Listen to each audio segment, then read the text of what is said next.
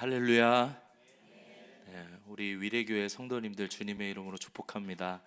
제가 이렇게 사실 위례교회에 와서 보니까요, 제가 좀 배워야 될 게 많은 것 같아요. 그래가지고 우리 목사님 만나면서 또 이야기 나누면서 제가 좀 배울 게 많은데, 또 오늘 이 시간 또 어떤 얘기를 좀 나눌 수 있을까 많이 고민이 되기도 하는데요.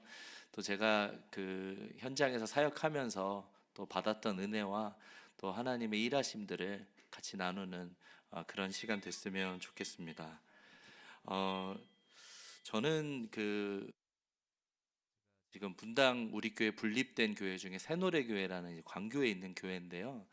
제가 원래는 이제 오륜교회에서 이제 전도사로 또 교구 목사로 교육국장으로 한 11년 있다가 미국 와싱턴으로 가서 한 3년 6개월 있다가 또 이제 하나님의 인도함을 받아서 지금 새노래교회에서 담임으로 사역을 하고 있습니다. 제가 담임 목회하면서 이제 벌써 이제 한 8개월 정도 됐거든요. 사실 장성민 목사님과 저랑 그 일면식도 없습니다. 그러니까 이제 장성민 목사님이 저를 불러주신 게 아마도 우리 그 이제 제가 8개월 정도 됐는데 그 후배 목사가 너무 이렇게 교회를 살려보겠다고 애쓰는 모습을 보면서 저를 좀 위로하려고 불러주신 게 아닌가라는 생각이 들었어요. 맞죠, 목사님? 그래서 제가 오늘 잠깐 이야기를 나누면서 우리 성도님들은 너무 복되다라는 생각이 들은 게, 어떻게 이렇게 교회를 사랑하시고 또 특별히 담임 목사님들이 이렇게 다음 세대를 이렇게 사랑하시는 목사님 만나기가 쉽지 않은데, 제가 이렇게 짧은 시간이지만 목사님 뵈면서 여러분들은 참 축복받았다라는 생각이 듭니다. 아멘이시죠? 예, 목사님 참 너무 좋은 분이시더라고요. 이번에 임직과 위임하신다는 얘기 듣고 너무나 축하드리고요. 위례교회가 앞으로도 하나님께서 놀라운 도구로 계속해서 사용해 주실 줄 믿습니다.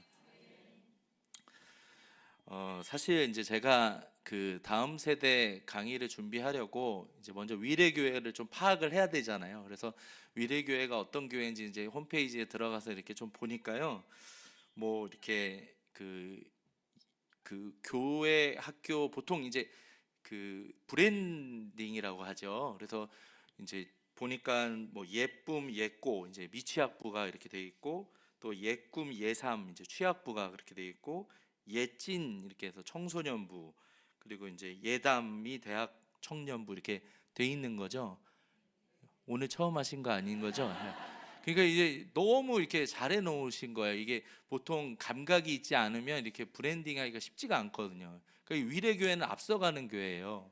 제가 오늘 이야기 나누면서 보니까 이 LED를 또 하셨다면서요. 그것도 본당에도 없는 LED를 청소년 부서에 하셨다고 해서 제가 너무 잘하셨다고 말씀을 드렸어요. 왜냐면 여러분, 요즘 LED 안 하면요 애들이 안 와요, 여러분. 그러니까 진짜 아이들이 집에서든 뭐 어딜 가든 다 LED니까 그렇게 그 환경을 해 주신 게 너무 잘하신 거고요. 본당에다가 안 하고 거기를 먼저 하셨다는 게 여러분들이 교회가 얼마나 다음 세대를 생각하시는 분인가라는 생각이 제가 너무 많이 느껴지고요. 이제 그 나중에도 차차 여건이 되시면 본당에도 하시겠지만, 여러분 그 청소년 부서 아이들은 얼마나 좋겠습니까? 그 아이들이 이제 그 앞으로 이 위례교회의 미래잖아요. 그렇죠, 여러분. 그래서 그런 것들이 이제 시대가 너무 빨리 변하다 보니까 그런 것들이 미리미리 준비하시는 이런 모습을 보면서 저는 위례교회 미래가 밝다라는 생각이 듭니다. 사실 이 자리에 계신 분들 가운데 특별히 우리 순장님들 많이 힘드시죠? 예, 근데 순장님들도 힘드시지만 우리 교사 선생님들이 진짜 힘들거든요. 순장님들은 방학이 있어요. 근데 선생님들 방학이 없습니다. 52주 내내 해야 돼요. 뭐 어쩔 때 보면 휴가를 가는 게 죄는 아니잖아요. 근데 선생님들이 이거 휴가를 가야 되나 말아야 되나 막 이러면서 막 이런 선생님들이 너무 많아요. 그래서 선생님들의 수고와 노고가 정말 이 다음 세대에 대한 그 애씀이 얼마나 귀한지 모릅니다. 또 특별히 이 교육부서를 담당하는 부장님들 계신가요? 한번 손 좀 들어보세요.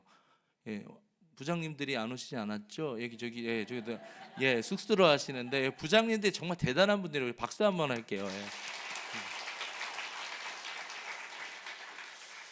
사실 한 아이를 키우는데 그 아프리카 속담 가운데 이제 마을 하나가 필요하다고 하잖아요, 여러분. 그러니까 아이 한 명을 키우는데 마을 하나가 필요할 정도면 우리가 얼마나 이 다음 세대 사역을 하는데 시간을 많이 들이고 애정을 쏟아야겠습니까? 사실 제가 사역할 때만 해도요, 이제 PC방에 아이들 따라다녔거든요. 가가지고 뭐 아이들이랑 조금 같이 놀아주고 게임도 같이 해주고 그러면 애들의 마음이 열리고 해서 이렇게 오거든요. 근데 요즘 애들이 PC방을 갈까요, 안 갈까요? 안 가요, 여러분. 요즘 이제 뭐 포노 사피엔스라고 해서 이제 핸드폰 보고 게임하거든요. PC방이 안 돼요, 여러분. PC방에서 음식을 팔지 않으면 PC방 운영이 안 될 정도로 PC방에도 잘 가지 않습니다. 그러니까 이렇게 시대가 빠르게 변하고 있는 거죠. 근데 사실 요즘 아이들은 더 심각합니다. 부모님과 또 주일학교 선생님하고 대화를 안 하려고 합니다. 누구랑 대화할까요? 저희 아들도 보니까 이제 뭐 어쩔 수 없잖아요. 게임을 하죠. 핸드폰은 아직까지 중학교 1학년인데 안 사줬습니다. 그 핸드폰 안 사줬는데 그래도 이제 본인의 개인용 이게 조금씩 이렇게 시간을 들여서 이제 하도록 하는데, 그 핸드폰으로 이제 미국에 있을 때 친구들이랑 이제 소통하고, 그리고 이제 최근에는 요즘 아이들이 어떻습니까? 고민이 있으면 누구랑 대화하죠? AI랑 대화를 합니다. 그래서 자기 고민을 부모님한테도 얘기 안 하고요, 주일학교 선생님한테도 얘기 안 하고 AI한테 물어보는 거예요. 나 지금 이런 감정인데 어떠냐고. AI랑 이제 소통하는 시대의 아이들을 여러분이 맡고 있는 거죠. 근데 여러분, 사실은 시대가 이렇게 변할수록 AI가 할 수 없는 거를 여러분이 하실 수 있습니다. 아멘이세요?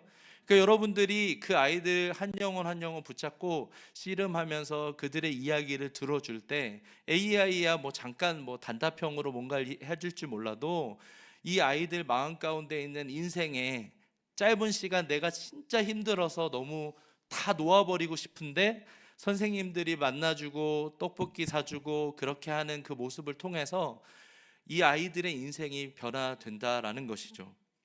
사실 제가 몇 해 전이었는데 미국에 있을 때, 제가 요거를 넘기면 될까요? 화면을 넘겨볼게요. 예, 잠깐만요. 예, 제가 미국에 있을 때 그 아인슈타인 의과대학 학생들이 이제 강당에 모인 겁니다. 근데 그때 이제 저분이 누구냐면 루스 가데스먼이란 분인데, 그 학생들이 딱 모아놓고 이분이 무슨 얘기를 하냐면 이런 얘기를 한 겁니다. 아인슈타인 의과대학의 학생들은 지금 앞으로 등록금을 낼 필요가 없습니다. 그러니까 막 사람들이 막 환호성이 터져 나온 거예요. 그러니까 이분이 이제 루스 가데스먼 박사인데 이제 10억 달러를 기부하기로 한 거예요. 별로 안 놀라시는데요. 10억 달러가 얼마냐면 하나로 1조 5천억 원이에요. 다들 주머니에 뭐 이렇게 천억씩 가지고 다니시나 보죠. 엄청난 액수잖아요. 근데 이거를 기부를 한 거죠. 그러니까 이 남편이 데이빗 가데스먼인데, 이 사람이 데이빗 가데스먼이 이제 워렌 버핏에게 초창기에 이제 투자를 한 거예요. 근데 이제 이게 워낙 이제 오른 거죠.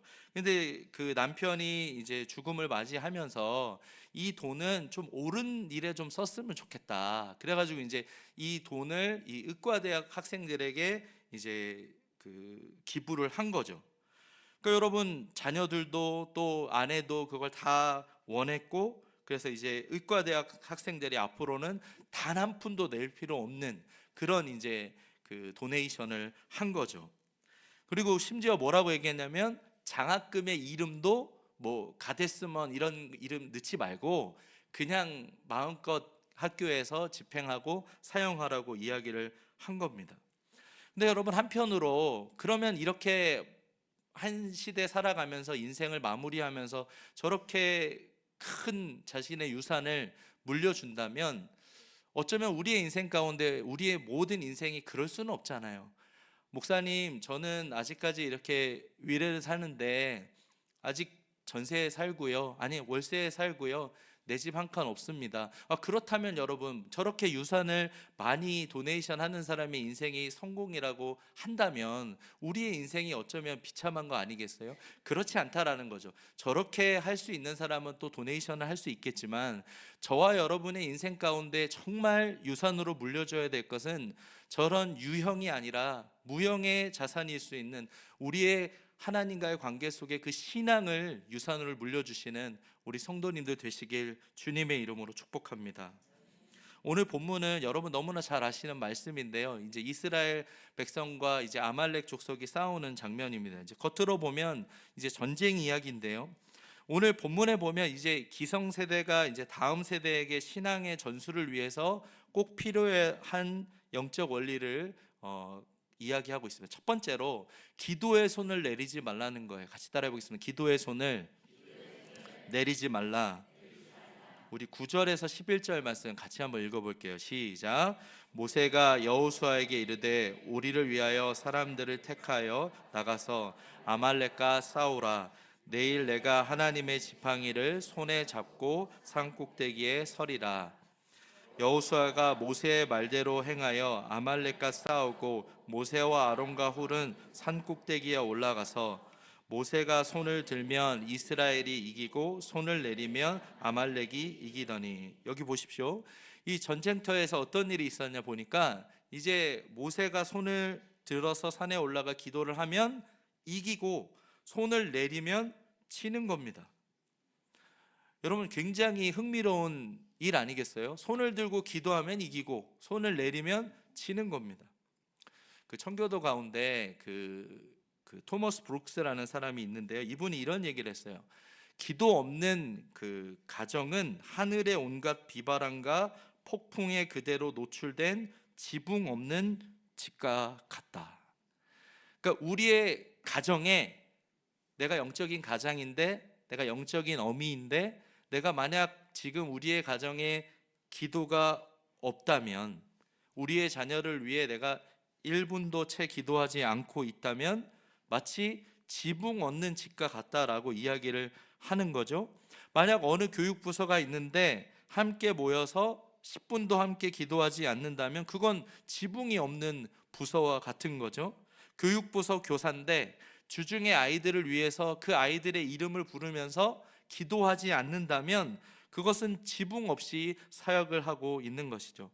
여러분, 저는 사실 어릴 적에 굉장히 유복하게 자랐습니다. 별로 기분이 좀 나쁘신가 봐요. 유복하게 자랐어요. 그렇게 좀 보이잖아요. 근데 유복하게 자랐는데 혹시 여러분 이렇게 알면 안 되는데 라이타, 이게 불티나라는 라이타 회사 아세요? 알면 교인님 안 좋은 거예요. 이제 라이타 회사, 그 불티나 회사의 제가 사장 아들입니다. 근데 이제 제가 어릴 적에 이렇게 유복하게 자랐거든요. 그 에어 조단 신발이 있죠. 전교에서 저 혼자 신고 다녔고요. 예, 그때 뭐 지금 별거 아니지만 뭐 이스트팩 가방 혼자 메고 다니고 혼자 이렇게 파라소니 귀에 꽂고 다니고, 이제 옛날에 다 그랬잖아요, 여러분. 저희 세대가 그렇게 이렇게 폼잡고 살다가 고등학교 2학년 때 이제 아버지 사업이 부도가 나가지고 IMF 1년 전에 아무도 연고도 없는 강원도 강릉으로 제가 가게 됩니다. 이제 그곳에 갔는데 이제 어머니는 이제 사장님 사모님 소리 듣다가 이제 김밥 장사를 하시게 된 거예요. 그래가지고 너무 힘든 그 시간들을 보내게 된 거죠. 아버지는 이제 급히 피하시고 이제 누나랑 저랑 어머니랑 이제 강원도 강릉에 그 작은 김밥집을 나중에 이제 하시게 됐고, 김밥 왕자 라면 공주라는 집이에요. 이게 제가 김밥 왕자고 이제 우리 누나가 라면 공주인데, 이제 그 분식집에서 이제 그 시간들을 보냈는데 고등학교 2학년 때 너무 제가 삶이 힘들더라고요. 부잣집 아들도 살다가 완전히 이제 밑바닥으로 이제 떨어진 거 아니겠습니까? 근데 저희 어머니는요, 그때 그 어려운 시기에 100일 동안 그 철야를 하셨어요. 그리고 100일 동안 그 밤에는 가서 기도하시고, 그리고 아침에 또 김밥 마시고, 이제 그렇게 100일을 보내셨는데, 아버지가 그렇게 부도 내고 도망가셨는데 얼마나 원망스러웠겠어요. 근데 한 번도 자식들 앞에서 내가 네 아버지 만나서 내가 이 고생을 하고 있다라고 한 적이 한 번도 없으세요. 그리고 그냥 기도하시고 찬양하시고 막 이러니까 제가 사춘기 때 제 마음에, 아니 뭐 하나님 살아계시는, 제가 모태신앙이거든요. 그리고 신앙생활 나름대로 자랐는데 인생의 그 고난을 겪으니까 너무 힘들더라고요. 그래서 그 시골 학교에 언덕길을 올라가면서 하나님이 진짜 살아있다면 진짜 이게 나의 인생에 왜 이것밖에 안 되냐고 막 제가 삿대질을 하면서 하나님 앞에 그렇게 했던 게 제 모습이었거든요. 근데 여러분, 제가 20살에 이제 자원 입대하고 이제 제대하고 돌아왔는데 뭐 인생이 뭐가 바뀌겠습니까? 우울하고 너무 이렇게 쉽지 않은 시간들이었습니다. 이제 서울에 올라와 가지고 고생을 많이 했습니다. 막 고깃집에서도 일을 하고 코엑스 주차장에서도 일도 해보고 그래가지고 한 400만 원을 모아가지고 다시 공부를 해야 되겠다라는 생각을 한 거예요. 근데 어느 날 제 삶이 너무나 낙심이 돼가지고 그 석계역이라는 곳에서 이제 해서는 안 될 그 극단적인 선택을 하려고 이제 그런 생각을 한 거죠. 그래서 차도에 뛰어들려는 마음을 가졌는데 그때 이제 그 주님이 저를 찾아오신 거예요. 사랑하는 아들 지훈아 돌아와라 그러시는 거예요. 주님, 저는 죄를 너무 많이 져서 돌아갈 수 없습니다. 내가 너를 위해 십자가에 달려 죽었다. 이제 그래서 제가 주님을 만난 거예요. 근데 여러분, 제 삶에 제가 그렇게 회심하기까지 어떤 일이 있었냐면 저희 어머니가 이제 기도원에 올라가신 거예요. 올라갔더니 당신 아들 그렇게 방황하고 산다면서, 근데 당신 지금 40일 동안 금식 안 하면 당신 아들 하나님이 데려가신다. 이제 어떤 분이 이제 그렇게 얘기를 한 거죠. 조금 이제 사실 건강한 모습은 아닙니다, 여러분. 근데 이제 그 얘기를 듣는데 어머니는 아들을 데려간다고 하니까 김밥을 파시면서 뭐 40일 금식을 할 수는 없잖아요. 근데 하루 두 끼씩 이제 60일을 금식을 하신 거예요. 어머니의 금식이 끝나고 얼마 되지 않아서 제가 그런 선택을 하려다가 예수님을 만난 거예요, 여러분. 저는 제가 지금 이렇게 담임 목회를 하고 있지만 그때 어머니가 금식 기도하지 않았다면 내가 어떻게 됐을까? 막 이전 그런 생각을 하게 되는 것이죠. 25살에 대학에 들어갔고요. 총신대학교에 신학과에 들어가서 3년 만에 제가 조기 졸업했어요. 그리고 과수석으로 졸업하고 또 신대원을 전체 수석으로 졸업하게 됐거든요. 별로 기분이 나쁘신 것 같아요. 제가 왜 이 이야기를 드리냐면 제가 뭐라고 된 게 아니라 저는 2001년 12월 13일에 그 차도에서 죽었을 인생인데 하나님이 저를 불쌍히 여겨주셔서 살려주셔서 제가 오늘 이 자리에서 여러분들에게 부족하지만 이렇게 말씀을 나눌 수 있는 것이죠. 여러분의 지금 가정에, 여러분의 지금 부서에 어쩌면 토머스 브룩스가 이야기한 것처럼 지붕 없는 부서는 아닙니까? 지붕 없는 가정은 아닙니까? 아무리 여러분이 부유하게 산다고 할지라도 여러분의 삶에 기도가 없다면 지붕 없는 가정이에요. 주상복합 아파트에 살아도 기도가 없다면 지붕 없는 집이라는 거죠. 여러분의 부서가 지금 아무리 잘 되는 것 같아도 만약에 기도가 약해져 있다면 어쩌면 이 부서가 지금 제대로 가고 있는가, 우리가 하나님 앞에 엎드리고 있는가라고 기도해야 되는 것이죠. 여러분, 여러분의 이 다음 세대 사역을 놓고 제가 첫 번째로 드리고 싶은 말씀은 기도입니다. 기도의 손을 내리지 말라는 거예요. 기도의 손을 들 때 하나님께서 이 위례교회를 통해서 하나님이 하시고자 하는 일들을 반드시 이루어 주실 줄 믿습니다. 어떤 주일학교 선생님이 좋은 선생님일까요? 스카이를 나온 선생님일까요? 아니면 연봉이 많은 선생님일까요? 좋은 차를 아이들을 태워주고 또 좋은 집에 살아서 아이들에게 파티를 열어주는 그런 선생님일까요? 아니에요, 여러분. 진짜 다음 세대를 살리는 교사는 이 영적 전쟁의 치열한 한복판에서 골방에서 내가 맡은 아이들 이름 부르면서 그렇게 기도할 수 있는 선생님, 이 시대가 아무리 AI가 발달해도 그렇게 기도할 수 있는 선생님을 통해서 하나님께서는 이 위례교회를 통해 정말 하나님이 하시고자 하는 다음 세대의 부흥을 주실 줄 믿습니다. 여러분, 주일에 사역을 마치면 우리 선생님들 어떻게 하십니까? 많은 선생님들이 주일날 사역을 마치면 오늘 사역 끝났다 이렇게 생각해요. 담임 목사님들 주일 설교 마치고 우리 목사님 뭐 하시나 싶죠? 담임 목사님의 삶은요 쉽지가 않아요, 여러분. 이 장성민 목사님도 마찬가지일 거예요. 주일 설교 마치면 이미 그 다음 주 설교가 머릿속에 준비되고 있고요. 그 다음날 순장반은 어떻게 해야 될까? 우리 성도님들, 아픈 성도님들은 어떻게 목양해야 될까? 또 우리 부교육자 목사님들은 어떻게 또 사역을 배분하고 해야 될까? 끊임없이 고민하는 것이 담임 목사님이에요. 주일날 예배 설교 끝났다고 목사님 사역이 끝나는 게 아니에요, 여러분. 주일학교 선생님들도 마찬가지입니다. 주일학교 선생님들이 주일날 분반 공부 끝나면 나는 끝, 이게 아니고요. 이제 그때부터 여러분의 사역이 시작되는 겁니다. 어떻게 시작되는 걸까요? 주중 사역이 시작되는 거죠.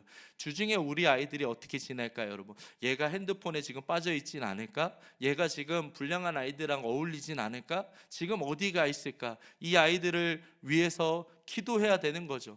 그리고 그 주에 이 아이들에게 전화 신방하고 그 아이들이 어떻게 지내고 있는지 확인하고, 또 그것이 이 아이들의 인생에 지금 어떤 상태인지 파악하는 것, 그 주중 사역이 있어야 된다라는 거죠. 그렇습니다, 여러분. 주중 사역이 여러분이 되면 주일날 분반 공부 짧게 하더라도요, 주중에 이미 아이들하고 관계가 형성이 됐으니까 주일날 아이들이랑 분반 공부하는데 잘 되는 부서의 선생님을 보면 어때요, 여러분? 저 선생님은 뭘 별로 한 것 같지도 않은데 그 아이들이 막 너무 즐거워하는 거죠. 왜 즐거워할까요, 여러분? 주중에 이미 선생님하고 자기 이야기를 나눴고 관심을 가져줬고 그렇게 하니까 주일날 만나서도 분반 공부는 지겨워요, 빨리 끝내주세요, 이게 아닌 거죠. 그 선생님이 너무 좋은 거예요. 지금 위례교회 사역 너무 잘하고 계신데 그러한 선생님들이 넘치는 우리 위례교회 되시길 주님의 이름으로 축복합니다. 저는 그 논현동에 있는 영동중앙교회라는 교회에서 제가 중등부 사역을 전임 사역을 시작을 했는데요. 그때 담임 목사님이 부르더니 정강도사가 이 부서 중등부를 좀 맡았으면 좋겠어. 근데 여러분, 제가 그 얘기를 들었을 때 다른 사역자들은 다 하고 싶지 않은 거예요. 지금 중등 청소년 부서 하시는 목사님 여기 계시죠? 그 목사님 여러분 잘 섬겨주시길 바랍니다. 쉽지가 않아요, 여러분. 그 제가 중등부를 맡았다고 하니까 그때 고등부도 있었거든요. 요즘은 이제 아이들이 많이 인구 절벽으로 인해서 청소년 부서 이렇게 합쳐지는데, 제가 중등부를 맡게 되니까 다들 뭐 잘할 수 있겠나 막 이제 이런 다 분위기였습니다. 근데 여러분, 제가 그때 사역을 시작하는데 새벽에 이 아이들을 품고 기도하는데, 제가 어느 순간 새벽에 기도하는데 기도가 안 멈추는 거예요. 어느 날 이제 기도하고 눈을 떴는데 막 8시고 막 이래요. 그래서 한 달을 그렇게 이제 기도를 한 거죠. 근데 아이들이 제가 그렇게 방황하던 시기에 아이들처럼 느껴지고 애들이 너무나 사랑스러운 겁니다. 제가 사실 그 부서를 맡았을 때 아이들이요, 저를 몰아내려고 했어요. 여러분, 제가 얼굴이 보면 권사님들은 좀 좋아할 만하지만 아이들이 좋아할 얼굴은 아니잖아요. 그러니까 아이들이 뭐 뚱뚱하다고 별로 안 좋아했어요. 그래서 이제 그런데 제가 그 사역에 이 한 아이들 한 영혼 한 영혼을 정말 최선을 다해서 섬겼거든요. 그때 전임 강도사 때 140만 원 제가 사례비를 받았어요. 근데 목사님이 워낙 140만 원이 그 당시도 적었고 지금도 140만 원 받고 전임 사역 하시진 않잖아요. 그러니까 목사님이 이건 안 되겠다 그래서 이제 한 50만 원을 더 준 거예요. 근데 제가 신혼 때인데 그 50만 원 목사님이 더 준 거를 아내한테 말을 안 하고 그 50만 원을 사역비로 쓴 거예요. 표정들이 지금 간 큰 남자구나 이런데, 그래가지고 제가 그 50만 원 애들한테 다 사역비로 쓰고 이제 그런 시간들을 보냈거든요. 그리고 가끔 성도님들이 이렇게 이렇게 목사님 케이크 드세요 그래가지고 이렇게 선물을 해주시면 그 케이크 이제 제가 안 먹고 이제 그 청소년 부서 어떤 아이에게 이제 준 거예요. 집에 가서 목사님이 줬다고 하고 그 부모님이 교회를 안 다니셨거든요. 그래서 집에 가서 목사님이 줬다고 하고 먹어라. 목사님 고맙습니다 해가지고 이제 간 거예요. 근데 이 친구가 이제 그 당시에 이제 중등부 이제 신사중학교 다니던 아이였는데 조금은 이제 아이들에게 있어서는 그 뭐라고 해야 될까요? 좀 힘도 좀 쓰고 이런 친구였어요. 아버지는 이제 중국집을 하셨는데 그 중국집에 가서 교사 또 그 회식이 있으면 그 중국집으로 꼭 갔고, 이제 그런 시간들을 보내고 이제 이 아이를 이렇게 그 케어를 하는데, 제자 훈련이라고 뭐 사실 시작을 했는데 새벽 6시 반에 새벽기도 마치고 한 거예요. 근데 이 친구가 싸움을 하니까 이제 저는 사역이 이제 한 놈만 팬다예요. 그러니까 한 녀석을 이제 딱 잡으니까 이 친구가 줄줄이 다 꿰서 데리고 온 거예요. 힘이 세니까 야, 목사님이 제자 훈련 한다는데 해야지. 그러니까 이제 애들이 온 거죠. 그래서 이제 새벽 6시 반에 제자 훈련 한 겁니다. 아이들의 특징이 뭐죠? 자기 얘기를 30분을 들어주니까 그 다음에 제 이야기에 30분을 들어주더라고요. 그래서 이제 제자 훈련하고 뭐 큐티 좀 가르쳐주고 이제 그 햄버거 사주고 차 운전해가지고 신사중학교 데려다주고 막 이러면서 이제 아이들 제자 훈련을 한 거죠. 그래서 이제 그런 시간들을 보내는데 어느 날 이제 전화가 한 통이 걸려온 거예요. 이제 전화를 받아보니까 여보세요, 나 분당우리교회 이찬수 목사예요. 그러시는 거예요. 아, 정지윤 강도사님이죠. 내가 좀 만나봤으면 좋겠는데. 저를 왜 만나시겠어요? 그러니까 저를 만나자고 하시는 이유가 뭐 같이 사역을 하자고 하시는 거 아니겠어요? 근데 이제 제가 기도를 해보니까 내가 중등부 아이들을 맡은 지 1년밖에 안 된 거예요. 그래서 제가 그때 목사님이 이제 송림고 거기 계실 때인데 거기 목양실에서 이제 목사님 뵀는데 목사님 너무 좋으시더라고요. 정말 목사님이 저를 부족한 저를 좋게 봐주셔서 같이 좀 사역을 했으면 좋겠다 했는데 이제 제가 목사님 제가 좀 기도를 해봤는데 좀 하나님의 인도함이 아닌 것 같습니다. 제가 맡은 아이들이 아직 1년밖에 안 됐고 이제 그래서 정중히 거절을 하고 돌아오는데 이 본고 교회 본고로 갔다 오는데 제가 막 그런 생각이 들더라고요. 막 속으로 이제 미쳤지. 이 절호의 기회를 지금 네가 놓친 거야. 아, 이 말이 헛나왔다 그러고 다시 돌아가 가지고 목사님 다시 해볼까 할까 했는데 하나님이 마음의 한켠으로 너무 잘했다라는 마음을 이렇게 하나님 흡족해 하시는 그런 마음을 주시는 거예요. 그리고 이제 그 다음 해였는데 그 여름에 비가 너무 많이 와가지고 그때 수양관으로 못 가고 교회에서 3박 4일 동안 이제 수련을 한 거죠. 그래도 건물이 그 교회가 있어가지고 뭐 낮에는 좀 아이들이 놀게 해주고 막 런닝맨도 하고 낮에는 재밌게 놀아주고 저녁에는 집회를 한 거예요. 아이들이 이제 한 새벽 3시까지 막 기도하고 막 정말 그때 뜨겁게 하나님 은혜를 주셔서 그 가운데 아이들이 집단적으로 회심하고 막 변화되는 일이 있었습니다. 여러분 근데 그 아이가요 그때 종국집 아들 그 아이 어떻게 됐을까요? 그 아이요 지금 목사가 됐어요. 그리고 분당우리교회 29개 교회 중에 하나인 곁에 있는 교회에 이제 지금 목회자로 사역을 하고 있어요. 저는요 우리의 인생이 하나님이 통전적으로 일하신다라는 걸 저는 믿습니다. 제가 뭐 저는 아무것도 아닌 거죠. 뭐 그때 제가 아이들을 두고 갈 수도 있는 거고 또 그 아이들을 누군가 더 저보다 더 좋은 목사님이 오셔서 사역을 하실 수도 있는 거잖아요. 근데 제 마음에 그 선택이 저는 하나님이 기뻐하셨다라는 생각이 들고요. 그 아이의 인생에 그 여름밤에 있었던 그 교회에서 그렇게 새벽 3시까지 기도했던 그 간증이 저는 오늘 지금 이 시간까지도 아, 내가 인생을 마무리할 때 진짜 행복한 그때가 언제일까라고 만약에 돌아보면 그 중학생 아이들 붙잡고 놓고 그렇게 제가 제자 훈련했던 그때가 아닐까라는 생각이 들어요. 그렇습니다, 여러분. 여러분이 아무리 이 시대가 급변하고 한다 할지라도 AI와 아이들이 대화한다 할지라도 그 아이들이 정말 원하는 게 뭘까요? 선생님이 나에게 관심을 가져주고 선생님이 정말 나를 사랑해주고 나를 위해 기도하고 있다라는 그 사실을 알 때 아무리 요즘 시대에 다음 세대 사역이 어렵다고 해도 여러분이 그렇게 한 영혼 한 영혼 섬긴다면 이 위례교회를 통하여 하나님께서 놀라운 일을 행하실 줄 믿습니다. 그런데 여러분 제가 이 이야기를 드리면서 저는 지금 어디에 있습니까? 분당우리교회 분립교회인 29개 교회 중 한 교회에 담임 목사로 와 있잖아요. 물론 이찬수 목사님이 새노래교회에 제가 2대 목사거든요. 제가 청빙되는 과정에 뭐 이 목사님이 뭐 개입하셨구나, 저 목사님을 예전부터 이렇게 보시고 이렇게 하셨구나, 그게 아니고요. 하나님께서는 제 인생에 그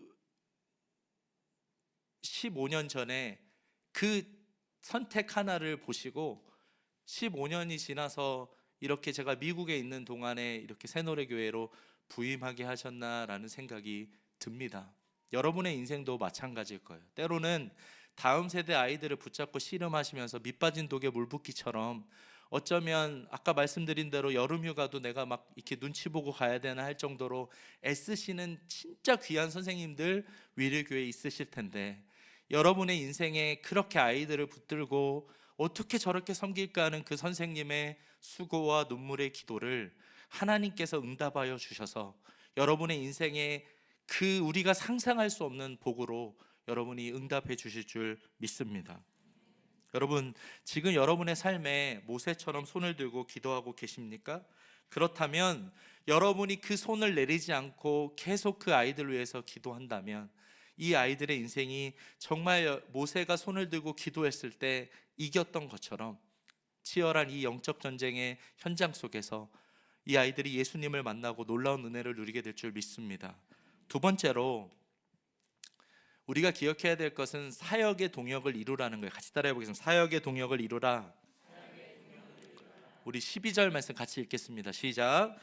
모세의 팔이 피곤함에 그들이 돌을 가져다가 모세 아래에 놓아 그가 그 위에 앉게 하고 아론과 홀이 한 사람은 이쪽에서 한 사람은 저쪽에서 모세의 손을 붙들어 올렸더니 그 손이 해가 지도록 내려오지 아니한지라. 여러분, 11절에 보면 그 하나님의 지팡이를 들었던 그 모세의 손이요 단수였거든요. 근데 이제 지금 12절에 보면 손이 복수형으로 기록이 돼 있어요. 그러면 모세의 팔이 피곤하니까 내려오는 것 아니겠어요? 그러니까 아론과 훌이 그 손을 붙들어 준 거죠. 그러니까 이제 복수형으로 기록이 되어 있는 겁니다.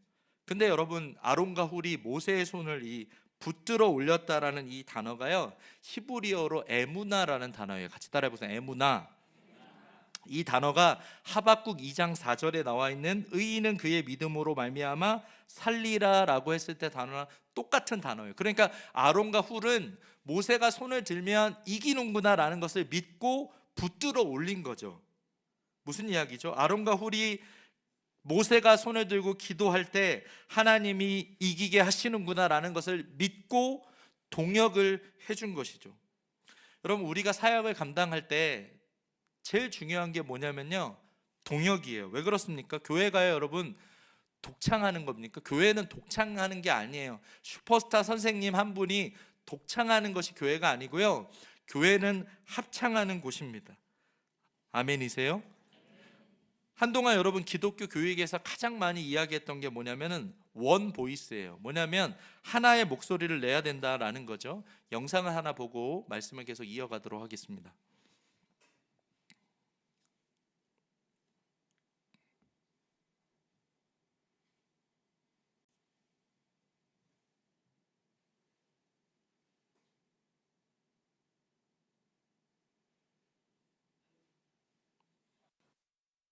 다음 세대는 점점 교회를 떠납니다.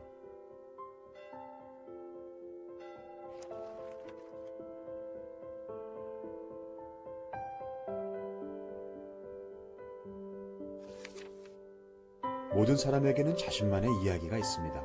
개인의 꿈, 가치, 비전. 그러나 사실 그 이야기는 각 사람을 둘러싼 세상의 더 큰 이야기와 밀접하게 연결되어 있습니다. 세상이 들려주는 더 큰 이야기는 개인의 이야기를 강화시키기도 하고 약화시키기도 합니다. 지금 교회에서 아이들이 하나님의 이야기를 정기적으로 듣고 있다 하더라도 그 아이를 둘러싼 세상이 전혀 다른 이야기를 계속해서 들려준다면 아이 속의 하나님의 이야기는 점점 사라지게 될 것입니다. 사실 이러한 문제는 교회의 구조에서부터 시작됩니다. 원래 교회는 하나님의 이야기를 함께 나누는 하나의 가족 공동체였습니다. 그러나 시간이 지나면서 현대교회에는 전문화된 부서가 생겨났고 다음 세대와 부모 세대는 각자의 장소에서 따로 떨어져 예배하며 서로 다른 이야기를 듣게 되었습니다. 그리고 원래 가정은 하나님의 이야기를 가르치고 전수하는 첫 번째 신앙교육 장소였습니다. 그러나 시간이 지나면서 현대 가정의 부모들은 신앙교육에 대한 책임을 잊어버리고 그럴 수 있는 기능도 상실해버렸습니다. 결국 부모는 교회 전문가들에게 자녀의 신앙교육을 모두 맡겨버리게 되었습니다. 이제 아이들은 하나님의 이야기를 교회에서만 들을 수 있을 뿐 가정에서는 같은 하나님의 이야기를 들을 수 없게 되었습니다. 그러면 어떻게 해야 할까요? 이제 교회는 단절된 구조를 다시 커다란 하나의 통합된 구조로 바꾸어 모든 세대가 같은 하나님의 이야기를 듣고 공유할 수 있도록 해야 합니다. 그리고 가정은 교회에 맡기기만 하던 신앙교육의 책임을 자신의 것으로 되찾아 가정에서도 같은 하나님의 이야기가 들려지고 계속하여 다음 세대에게 물려지도록 해야 합니다. 하나님이 처음 의도하신 디자인대로 가정과 교회가 함께 협력할 때 아이들 속의 이야기는 하나님의 이야기로 다시 쓰여질 것입니다. 가정과 교회가 협력하여 다음 세대의 삶 속에 하나님의 이야기를 끊임없이 이어가는 것. 여러분, 원보이스가 뭐냐면 이제 가정과 교회가 하나의 소리를 내야 된다라는 이야기예요. 근데 이제 최근 들어서 이제 이야기하는 것 중에 하나가 뭐냐면, 여러분, 우리 아이들이 교회에 있는 시간이 얼마죠? 1년으로 쳐도 주일에 1시간이라면 52시간밖에 안 되고요. 대부분 학교에서 보내니까 학교에서 많은 시간을 보내기도 하고 또 가정에서 많은 시간을 보내게 되는 거죠. 그럼 여러분, 중요한 게 뭐냐면 이제 동역을 이루어야 되는데 주일학교 선생님과 가정에서 부모님과의 이 긴밀한 이 콜라보가 이루어져야 되는 거죠. 그래야 우리 아이들을 어떻게 케어해야 될지를 서로가 소통하는 채널이 되는 거예요. 굉장히 중요한 부분인데 이제 잠시만요. 이제 가정과 교회와 학교예요. 그래서 이제는 많은 교회들이 기독교 대안학교들을 하거든요. 근데 이제 기독교 대안학교를 하는 게 이제 쉽지만은 않습니다. 근데 여러분, 이 구조가 중요한 게 가정과 교회가 함께 동역을 이루고 또 학교가 있잖아요. 근데 학교는 다 기독교 대안학교를 아이들이 다닐 수는 없으니 그럼 어떻게 해야 되냐? 그러면 이제 사역자들과 선생님들이 현장을 어디로 찾아가야 되는 거예요? 학교로 찾아가는 거예요. 요즘 스쿨처치 이런 이야기를 하는 게 뭐냐면 학교 안에서 아이들이 기도 모임을 갖고 학교의 현장 안에서 어떻게 이들이 살아가고 있는지, 거기서도 때로는 책상에서 다른 아이들이 단어 하나 더 외울 때 큐티하고 또 큐티 모임을 점심시간에 갖고 이제 이렇게 가정과 교회와 학교가 같이 사역을 이뤄가야 된다라는 이야기를 하고 있습니다. 그런데 여러분, 최근에는 이 원 보이스에서 원 포메이션으로 가고 있어요. 이게 뭐냐면 많은 교회들이 하는 것 중에 하나가 뭐냐면 이 교재를 커리큘럼을 통해서 세대 통합을 이루려고 해요. 그렇게 하거나 아니면 아이들을 이렇게 주일날 예배 시간에 이 현장에서 같이 예배 현장에 있다가 좀 빠지고 이제 이렇게 세대 통합 예배를 드리는 거죠. 근데 사실 그것이 쉽지만은 않습니다. 근데 진짜 세대 통합을 이루기 위해서 기억해야 될 게 뭐냐면요, 가정에서 아이들과 어떤 대화를 나누냐라는 거예요. 제가 한번 영상을 하나 더 보여주시죠. 영상 하나 보여주십시오.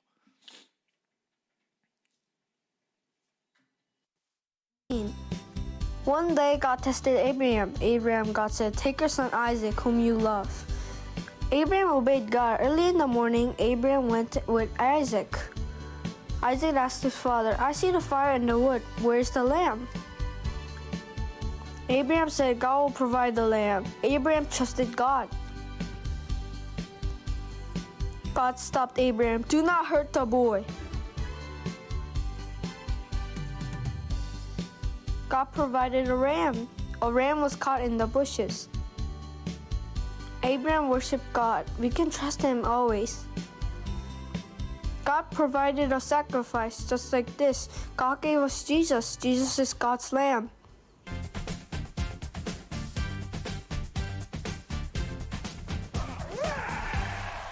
네, 이게 이제 매일 성경인데요. 이제 매일 성경이 저희 교회는 하거든요. 그러니까 매일 성경의 큐티 본문이랑 다락방에서 하는 본문이랑 똑같은 거예요. 그럼 아이들이 주일날 배우고 온 거를 부모님도 아는 거죠.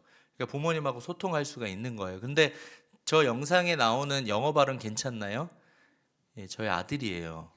예, 저희 아들인데 미국에서 이제 초등학교 다니다가 왔어요. 근데 이제 아들이랑 아내가 이제 아내가 만든 건데요. 저희 아내가 영상 전문가가 아니고요.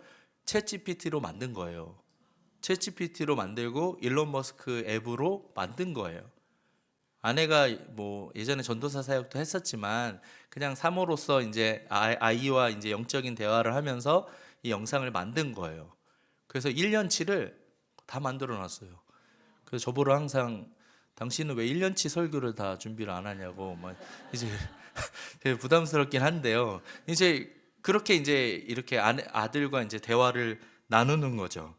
근데 제가 왜 이 이야기를 드리냐면 이제는 주일학교 선생님만 혼자 아이들을 케어하는 게 아니고요.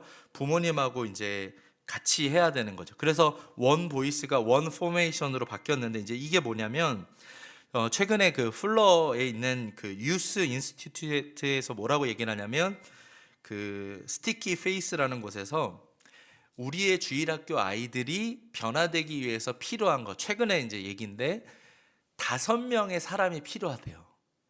그러니까 주일학교 선생님만이 아니라 부모님만이 아니라 적어도 한 아이를 키우는데 마을이 필요하다며요. 아프리카 속담은. 근데 보통 이 교회 교육 안에서 5명의 영적 어른들하고 이 아이가 연결되어 있으면 부모님이 혹여나 신앙생활을 안 한다 할지라도 적어도 5명이 이 아이를 영적으로 이렇게 잘 케어해 주면 이 아이의 인생이 바뀐다라는 이야기를 하는 거죠.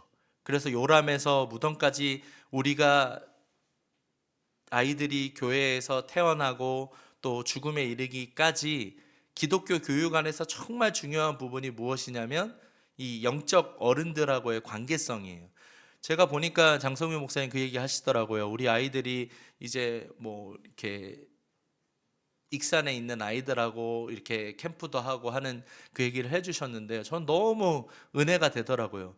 여러분 아이들이요 이제 해외로 선교 가면 좋지만 또 이게 비용이 만만치가 않잖아요. 국내에서 그렇게 아이들이 자기와 똑같은 환경이 아닌 다른 뭐 타문화권까지는 아니지만 익산이라는 환경 속에 살아가는 그 동시대 또래 아이들하고 같이 이런 영적인 교제를 나누고 또 하나님 나라의 꿈을 꾸고 그 나이 때 그런 추억을 쌓는 건 정말 좋은 일입니다. 돈 주고도 살 수가 없는 일이에요. 그거는 예산을 투입해서라도 그 영혼들을 살려야 되는 것이죠. 그러니까 여러분 이처럼 가정에서 부모님 또 선생님 그리고 적어도 5명의 영적 어른들이 우리 아이들을 섬길 때 이것이 이제 결국은 교회 안에서 정말 한 영혼을 잃어버리지 않는 그 원 보이스에서 원 포메이션으로 바뀌는 그 기독교 교육이 이렇게 변화되고 있는 것입니다. 그렇습니다, 여러분. 세대 통합은요 커리큘럼으로 되기도 하지만 중요한 것이 뭐냐면 이 공동 양육자가 돼야 된다라는 거예요. 그래서 우리가 함께 협력해서 선생님이나 그리고 그 부모님이나 또 다른 영적 어른들이 그 한 아이에 관심을 가질 때 변화될 줄 믿습니다. 최근에 제가 오륜교회에서 제가 제자훈련을 했던 집사님이 아이가 이제 대학을 다녀요. 근데 목사님 그 우리 딸 좀 만나주세요 그래요. 제가 사역도 바쁜데 사실 만나기 쉽지 않잖아요. 근데 이 아이를 만나달라고 해서 만난 거예요. 근데 여러분 생각해 보세요. 제가 다른 교회 담임 목사지만 그 부모님을 제자훈련 했었으니 내 딸 좀 만나달라고 하는 게 어렵지 않은 거죠. 그러니까 부서 사역자든 누구든 부모님과 그런 관계를 누릴 때 교회에서는 이 아이가 괜찮았는데 그 속 사정은 알 수가 없는 거잖아요. 그러니까 부모님과의 관계가 어려울 수도 있고 친구 관계가 어려울 수도 있고 그러니까 부모님과의 소통을 통해서 이 아이를 변화시킬 수 있는 것이죠. 그래서 제가 그렇게 세월이 지났어도 미국에서 돌아와서 이렇게 담임을 하면서도 그 아이를 만나서 이야기를 들어주고 또 케어해주고 그런 시간을 보냈는데요. 여러분 우리의 삶에 그러한 나 홀로 사역하는 것이 아니라 아름다운 동역을 이루시는 우리 위례교회 되시길 주님의 이름으로 축복합니다. 이처럼 여러분 우리의 사역 가운데 제가 담임 목사거든요. 저희 아이를 담당하는 선생님 이름 제가 알까요 모를까요? 알죠? 우리 부모님들 다 아시나요? 우리 아이의 주일학교 선생님 이름이 누구고 어떤 분인지 아세요? 그러니까 미국에서 제가 보면서 많이 느낀 게 물론 우리와 문화의 차이는 있지만 대부분의 주일학교 사역 잘하는 교회들이 부모님과 사역자들하고 소통이 원활합니다. 그래서 부모님과 그 사역자의 관계가 너무 원활하고요. 수련회를 보내고 하는 그 모든 것들도 부모님들이 너무 이렇게 흡족하게 그 아이들이 정말 수련회를 통해 예수님을 인격적으로 만날 수 있도록 그렇게 권면하는 모습들을 보게 됐습니다. 그렇습니다, 여러분. 이 위례교회가 앞으로 다음 세대의 사역을 하실 때 꼭 기억해 하셔야 될 것은 이 교회 사역자만 아니라 주일학교 선생님만 아니라 부모님과 함께 동역을 이루어 가시는 우리 위례교회 되시길 주님의 이름으로 축복합니다. 마지막으로 우리가 세 번째로 기억해야 될 것은 하나님의 스토리를 물려주라는 거. 같이 따라해보세요. 하나님의 스토리를 물려주라. 우리 13절 14절 같이 읽겠습니다. 시작. 13절 14절 같이 읽겠습니다. 시작.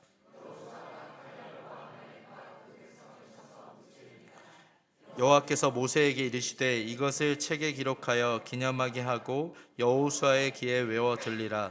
내가 아말렉을 없이하여 천하에서 기억도 못하게 하리라. 여기 보십시오. 여호수아는 지금 어디에 있었죠? 산에 있었어요? 아니면 현장에 있었습니까? 현장에 있었어요. 그럼 여호수아 생각에는 내가 잘 싸워서 이겼다라고 생각할 수 있습니까? 없습니까? 있죠. 근데 지금 뭐라고 말씀하시는 거예요? 모세가 산에 올라가서 손을 들고 기도했을 때 하나님께서 승리하게 하셨다라는 것을 여호수아의 귀에 외워 들리라는 거예요. 하나님의 스토리를 들려주라는 거죠. 신앙의 유산을 물려주기 위해 우리가 기억해야 될 게 뭡니까? 내가 맡은 반 아이들에게, 우리의 가정의 자녀들에게 하나님의 스토리를 들려줘야 되는 것이죠. 제가 인상적인 선생님이 있었는데 주일학교 사역할 때 그 선생님이 한 아이가 안 나오는 걸 놓고 계속 기도하시는 거예요. 한 달을 기도한 거예요. 근데 한 달 뒤에 이 아이가 나왔어요. 그럼 여러분, 그 선생님에게는 뭐예요, 여러분? 기도의 응답이잖아요. 한 달 동안 이 아이 안 나오니까 기도한 거잖아요. 그 선생님에겐 기도의 응답의 스토리인 거죠. 우리가 주일학교 사역을 할 때 어떤 상황을 놓고 기도하고 그 기도한 다음에 하나님이 일하실 스토리. 그래, 내가 너를 위해 한 달 동안 기도했다. 그런데 하나님이 너 오늘 나오게 하셨어. 그것이 여러분 스토리라는 것이죠. 제가 새노래교회를 어떻게 여러분 부임하게 됐을까요? 미국에 제가 워싱턴 중앙장로교회에서 한 3년 정도 사역을 하고 났을 때인데요. 이제 제가 나이가 그래도 좀 있어서 이제 담임으로 나가야 됐다는 이제 마음을 가지고 기도하는데, 그때 그 오륜교회 김은호 목사님이 워싱턴에서 이제 미주 다니엘 기도회를 했습니다. 그래서 미주 다니엘 기도회를 워싱턴 중앙장로교회에서 하시는데, 그때 이제 말씀이 무슨 말씀이었냐면 열왕기 상에 있는 엘리야의 스토리예요. 3년 6개월 만에 비가 내리잖아요. 근데 저는 그 말씀을 제가 붙잡고 그 말씀을 전하실 때 하나님, 내 인생에 3년 6개월 만에 비를 좀 내려주세요 라고 기도를 한 거죠. 근데 제 마음 가운데 하나님이 주시는 마음이 이제 수고했다는 거예요. 이제 다음 스텝을 인도해 주시겠다는 그런 마음을 주시는 거죠. 그래서 제가 김은호 목사님께도, 목사님, 하나님이 제 인생에 그 조각 구름 같은 걸 보여주셨어요. 그랬더니 그래, 계속 기도해, 이러시고 이제 가신 거예요. 그래서 이제 기도하기 시작했죠. 근데 제가 신방을 가다가, 이제 미국은 신방을 막 2시간 반 거리도 가거든요. 왜냐면 멀리 계시니까. 막 새 가족이 왔는데 워싱턴 중앙장로교회는 너무 좋은 교회니까 막 리치몬드에서도 새 가족이 와요. 그러니까 2시간만 걸려서 이제 신방을 가는 길에 하나님한테 그래, 하나님, 제가 이제 이렇게 그 다음 스텝을 인도해 주신다고 했는데 담임 목회를 가고 싶은데 저는 스타일상 전통교회보다는 분당우리교회, 분립교회 같은 교회에서 사역을 하고 싶습니다. 이런 기도를 한 거죠. 그럼 여러분, 29개 교회니까 30개 교회가, 좀 조심스럽긴 하지만 30개 교회가 30번째가 개척이 되거나 어느 목사님께서 또 뜻을 가지고 다른 교회에 개척을 하시거나 이제 이런 상황이 돼야 되는 거잖아요. 말도 안 되는 거잖아요, 그게. 근데 이제 그리고 나서 이틀인가 뒤에서 한국에서 전화 와서 전화를 받아보니까 어떤 목사님이 사임을 하시게 됐고 그 교회에 이제 청빙 공고가 난다는 거예요. 그럼 저는 기도했잖아요. 그러니까 하나님의 이게 인도함인가 보다라고 해서 이제 그 존경하는 류웅열 목사님한테 가서, 목사님, 제가 이제 다음 스텝을 가야 되겠습니다. 이렇게 가고 싶습니다. 그랬더니 목사님이 아니야, 정 목사는 큰 교회 가야 돼 그러시는 거예요. 아닙니다 목사님, 저는 그럴 만한 그릇이 안 되고 저는 이렇게 그 하나님의 인도함을 받았으면 좋겠습니다. 그랬더니 이제 목사님이 그래 한번 해보자 그래서 이제 지원을 한 거죠. 그래서 이제 총 지원서를 다 받으신 거예요. 이제 나중에 이제 청빙위원장 우리 집사님 너무 좋은 분이신데 나오셔서 얘기하는데 201대 1인 거예요. 여러분 광교 지역인데 201대 1인데 그러니까 장성민 목사님 201대 300이 더 다 뚫고 저기 오신 거예요. 그러니까 여러분의 담임 목사님 얼마나 귀하신지 우리 박수 한번 하겠습니다. 그러니까 여러분 그래서 제가 201대 1로 하니까 아유 난 안 되겠다 이런 생각 안 했고요. 하나님 앞에 기도한 게 있으니까 아 인도함이 있겠지라고 하는데 이제 한 10명으로 줄어들더라고요. 이제 미국에서 이제 줌으로 인터뷰를 한 거죠. 근데 이제 다행히 줌으로 해서 그런지 예. 이제 또 설교를 하러 오라는 겁니다. 그래서 목사님 오실 수 있냐고. 그래서 미국에서 이제 제가 여름 휴가도 제대로 못 하고 이제 그 청빙 설교하러 왔어요. 그래서 설교를 하고 이제 청빙이 돼서 미국으로 이제 돌아가는데 이제 교회 상황이 그러다 보니까 빨리 좀 왔으면 좋겠다 해서 진짜 한 달 좀 그만큼 미국을 그 다 정리하고 이제 돌아오게 된 거죠. 제가 여러분에게 왜 이 이야기를 길게 드릴까요? 제 스토리예요. 여러분이 인생을 살아가면서 주일학교 교사로 학부모로서 엄마가 예전에 수십 년 전에 이런 거 경험했어 이게 아니고요. 여러분의 지금 사역의 현장 속에서 업데이트되는 지금 내가 경험하고 있는 하나님과의 생생한 스토리를 들려주시는 우리 부모님들 되시길 주님의 이름으로 축복합니다. 주일학교 선생님이라면 내가 예전에 선생님이 이런 거 경험했는데 이게 아니고요. 여러분이 지금 경험했던 거 말씀을 붙잡고 주일학교 아이들에게 전할 때 내가 경험한 하나님에 대해서 지금 경험한 그 하나님을 나눠주시는 우리 위례교회 선생님들 되시길 주님의 이름으로 축복합니다. 여러분 제가요 그 새노래교회 부임하고 보니까 하나님이 보내셨다라는 확신이 든 게 뭘까요? 저희 교회에요 제 이름이 정지훈이잖아요. 제 이름이 3명이에요. 그러니까 저는 정지훈 C예요. C. A, B가 또 있는 거예요. 그래서 제가 챗GPT한테 물어봤거든요. 한 아이들까지 저희는 여기 위례교회보다는 아직 사이즈가 작은데 500명 되는 교회에 담임 목사 이름하고 똑같은 사람이 3명 있을 확률이 몇 퍼센트나 되냐 물어봤더니 로또에 당첨되는 확률이래요. 그냥 우스갯소리로 제가 여러분에게 드리는 거지만 저는요 제가 이렇게 새노래교회 부임해서 지금 사역하면서 정말 좋은 순장님들 또 좋은 주일학교 교사들 부장님들 함께 동역하면서 또 우리 교육자들 그분들과 사역하면서 제가 느끼는 게 뭘까요? 하나님의 인도함이 있었다라는 거예요. 지금 여러분의 삶에 어떤 하나님의 인도함이 있습니까? 저는 여러분의 삶에 지금 내가 경험한 하나님의 스토리를 들려주시는 우리 선생님들 그럼 부장 선생님들 우리 모든 부모님들 되시길 주님의 이름으로 축복합니다. 그런데 여러분 오늘 본문에 보면 15절에 이런 말씀이 있습니다. 같이 읽겠습니다. 시작. 여호와 니시가 뭐냐면 나의 깃발이라는 뜻이에요. 그러니까 승리의 깃발이라는 뜻인데 여기서 끝나지가 않아요. 16절에 보니까 같이 읽어볼게요. 시작. 이르되 여호와께서 맹세하시기를 여호와가 아말렉과 더불어 대대로 싸우리라 하셨다 하였더라.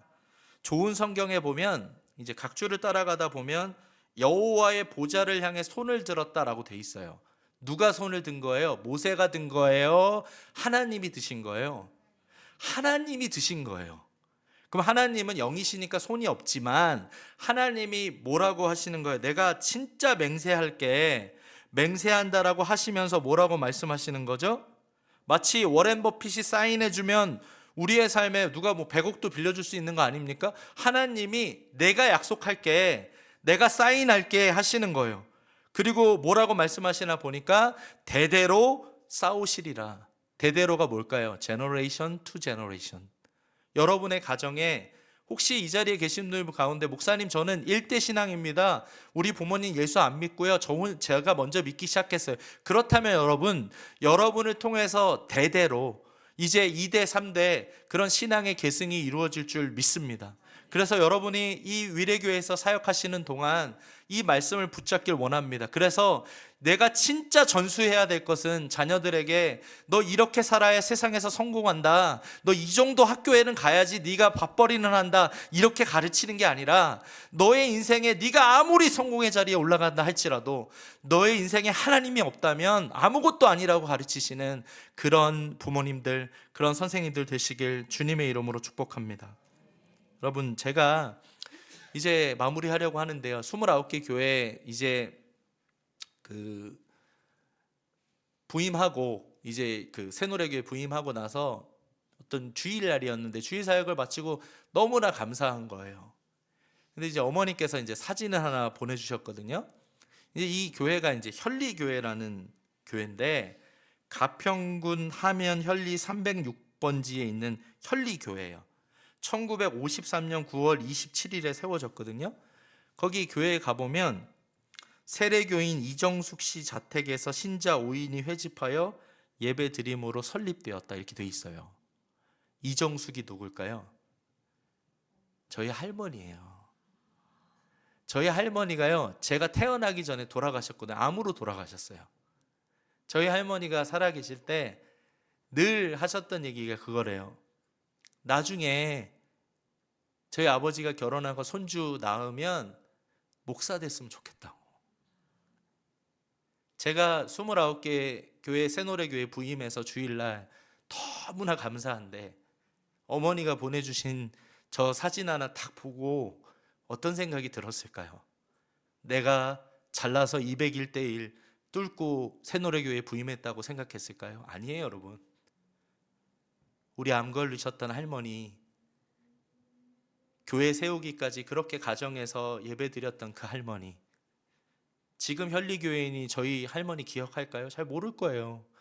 근데 여러분, 제 삶에 그 새노래교회 목양실에 앉아서 제가 펑펑 울었어요. 여러분의 삶에 어쩌면 여러분의 당대에 눈에 보이는 그런 응답이 없을지도 모릅니다. 그러나 우리가 한 영혼을 붙잡고 또 가정에서 우리의 자녀를 붙잡고 때로는 믿지 않는 남편 때문에 속상해서 이 아이를 신앙으로 양육하는 것이 힘든 선생님도 있을지 몰라요. 그런 부모님들 계실지 몰라요. 그러나 여러분이 그렇게 수고하고 애쓰는 그 자리를 통해서 하나님께서는 제너레이션 투 제너레이션 대대로 쌓으리라 하셨던 그 주님의 약속을 하나님이 이루어 주실 줄 믿습니다. 여러분, 그러면 이 보좌를 향해 손 드신 분을 떠올려 보면 누가 떠올리세요? 우리 예수님 아니겠어요? 예수님 십자가에서 못 박히신 그 주님을 한번 떠올려 보십시오.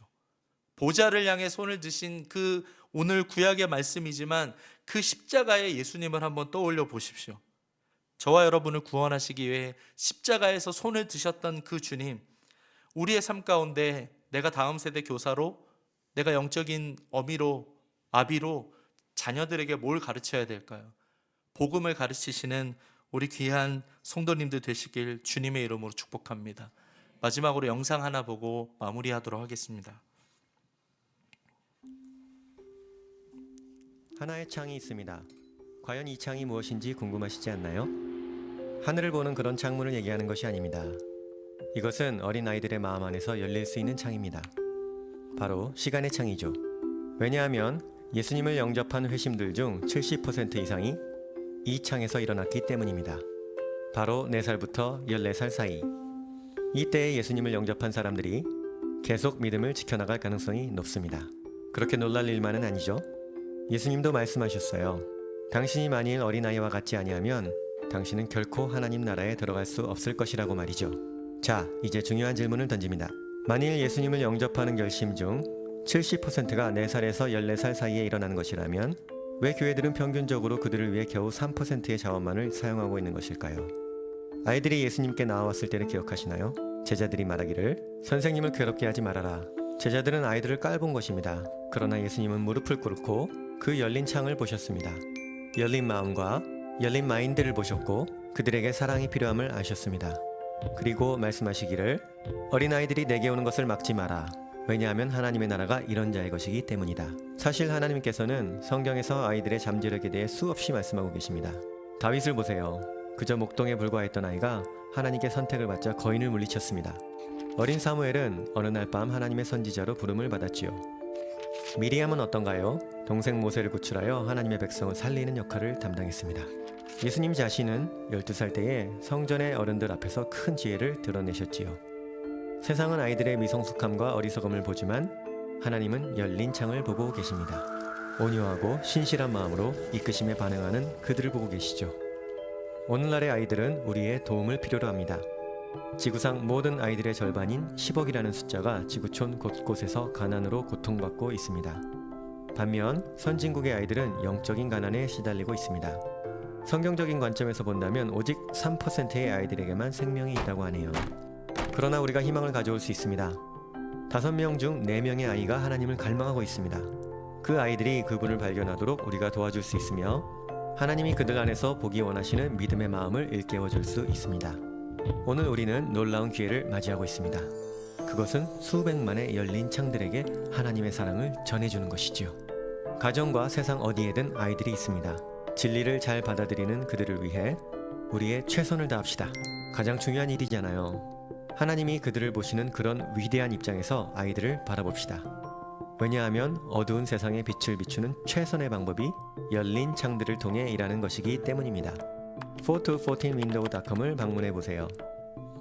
길 건너 또는 주변에 있는 아이 한 명의 마음을 얻어봅시다. 여러분 한번 여기 아직 보십시오. 그 창이 열려 이제 4살에서 14살까지의 아이들이 예수님을 만나야 된다는 이야기예요.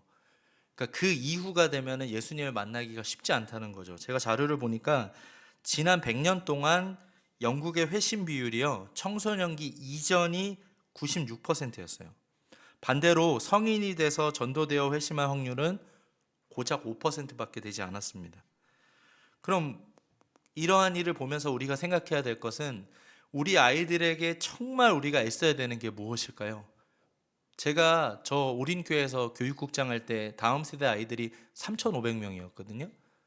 그럼 여러분 그 아이들이 많아요. 근데 제가 대형교회 사역하면서 아쉬웠던 게 뭔지 아세요? 교사 한 명당 아이들이 훨씬 많아요. 근데 제가 분립교회 담임으로 부임 와서 느끼는 게 뭐냐면 우리 분립교회들은 그래도 아이들과 교사와 아이들의 대비가 그래도 괜찮아요. 뭐 제가 볼 때 위례교회는 좀 아이들이 좀 많은 편이지만 그래도 대형교회보다는 낫다는 거죠. 무슨 얘기죠?